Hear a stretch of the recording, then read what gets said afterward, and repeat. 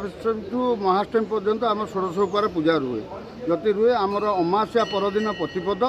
प्रतिपद रात्र समय माँ रथ को विजय करती रथ को विजय कलापर 9 दिन माँ रथ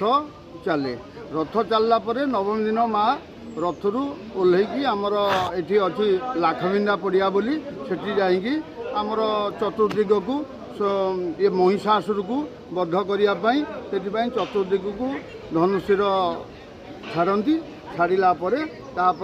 महिषासुर जमी सी तार छुटे जदि सी करे कौन ना मंदिर भितर महिषासुर महिषी रूप में पशि जाए महिषी रूप जदि पशि जाए माँ ताकू महिषी रूप में जो पशि जाए माँ ताकू खोजे खोजला संहार करे महिमार सबकि पूरण हो ठाकुर माँ आज्ञा रहा सबकि पूरण विरजा माँ मंदिर में ही केवल रथ टाणा हुए आम जगन्नाथ पाखे भी मंदिर गोटे रथ टाणे ना आउ कौटी रथ टाणे माँ मंदिर भर आम विरजा माँ जाजपुर रथ टाणा हुए आउ नवरात्र 9 दिन धरिक आम रथ टाणा चलो ठाकुर मंदिर चारिपिठी बुलवे 9 दिन आ देश विदेश भी लोक आसती सब आसिक रथ टाणा छुईकी जाती डेली टूरिस्ट बस बाहर सब लोक आसती डेली टे रथ चक छुईकी नमस्कार करके जाती मनस्कामना भी सब पूर्ण हुए। अष्टादश शक्तिपीठ दर्शन करने के लिए फैमिली के साथ में आया था। इधर मंदिर में अच्छा सुविधा किया था दर्शन के लिए और माता दर्शन के लिए अच्छा है। और इधर हम देखा है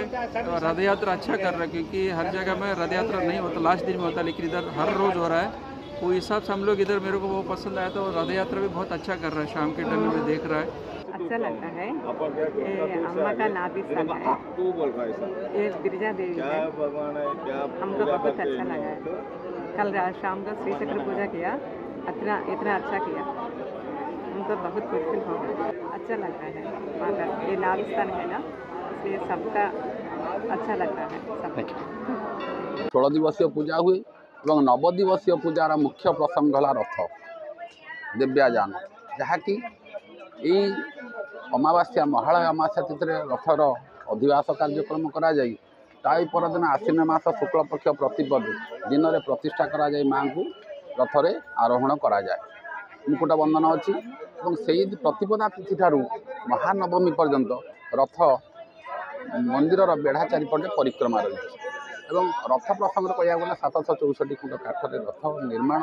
12टी चक 12 मासर प्रतीक और दौड़ी जो रही रथ को टाणियापी शंखचूड़ और चूर्णचूड़ पछ दौड़र नाम है स्वर्णचूड़ आग शंखचूड़